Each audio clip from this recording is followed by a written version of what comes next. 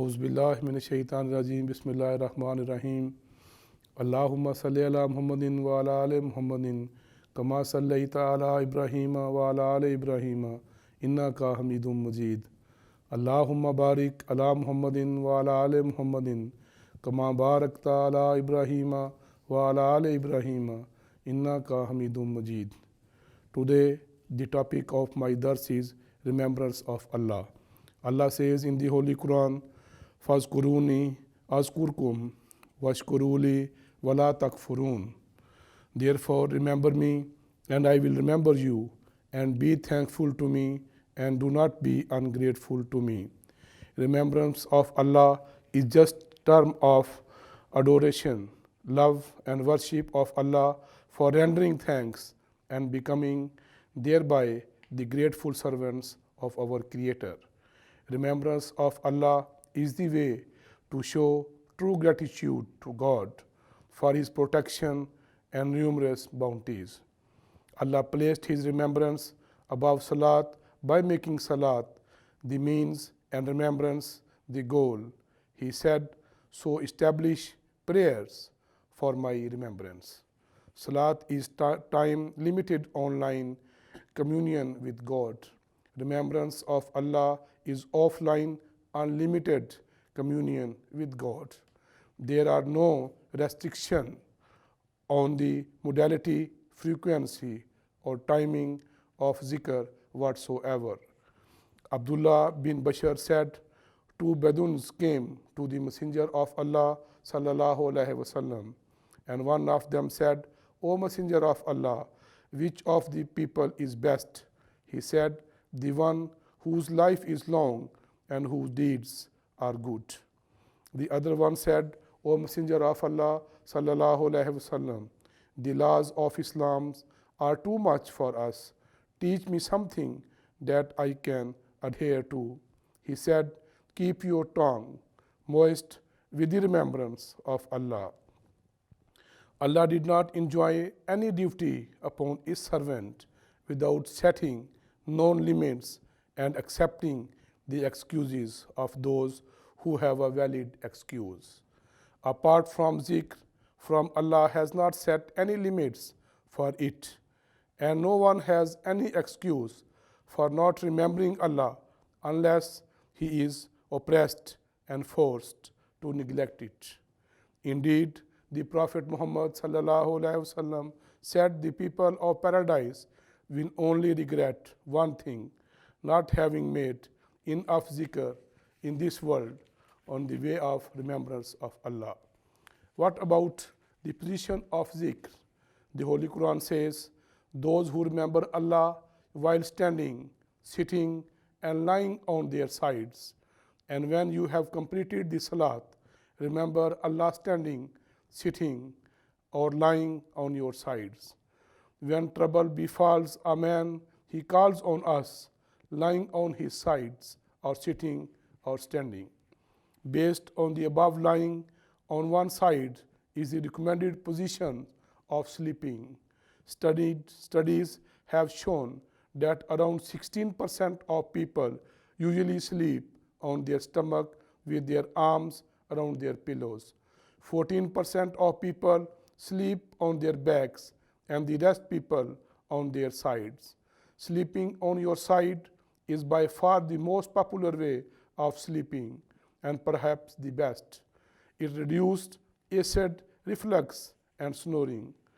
Hadith by Bukhari recorded that Imam bin Hussein said that the Messenger of Allah sallallahu alaihi wasallam said, pray while standing, and if you cannot pray while sitting, and if you cannot do even that, then pray lying on your side. The Holy Prophet sallallahu alaihi wasallam said, if your hearts were always in a state of remembrance of Allah that they are in during zikr, the angels would come to see you to the point that they would greet you in the middle of the road. According to the interpretation that says, this refers to praying while lying on the sides for whoever is unable to stand in prayer. Then praying one side means leaning on one one's right side with his face turned to the direction of the Qibla. In the same manner, the deceased is put in the grave. If one is not able to this, that is, to lean on his right side, then he may lean on his left side. And if again he could not do so, he may pray lying on his back with his legs to the directions of Qibla. Praying while lying one's sides come in priority to praying while lying on one's back. This is obligatory according to some jurists, and it is only recommended according to the others. According to the latter opinion, if one prays lying on his back while he is able to lie on his side, then his prayer is valid, but this is disliked.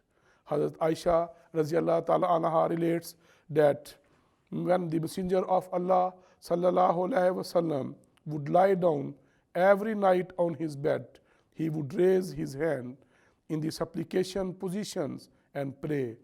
He would recite Surah Ikhlas 3 times, Surah Falak once, and Surah Nas once, and below on his palm, and wiping his hands over his blessed body where he could reach.